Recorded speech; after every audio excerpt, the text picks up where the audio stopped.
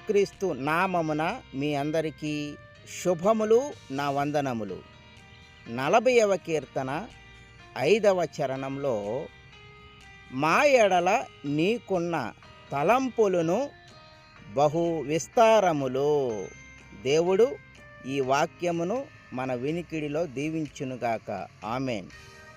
దేవుడు మీ కుటుంబములలో, మీ జీవితములలో ఆశ్చర్య కార్యములను చేయాలని తలంపులు కలిగి ఉన్నారు. దేవుడు అద్భుతమైన కృపను అనుగ్రహించి మిమ్మును, మీ కుటుంబాలను దీవించి ఆశీర్వదించునుగాక. ప్రభువైన యేసుక్రీస్తు కృప మీకు తోడై ఉండునుగాక. Amen. God bless you all.